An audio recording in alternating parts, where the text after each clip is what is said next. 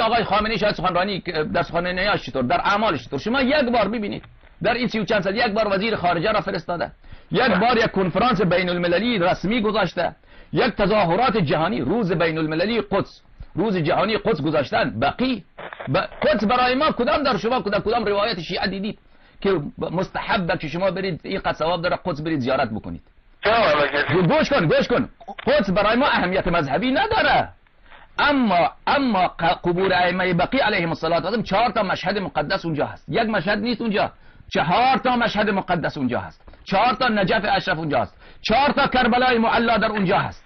در بقی هیچ جای عالم شما سراغ ندارید که 4 امام معصوم علیه السلام در یک مکان خوابیده و آرامیده باشند.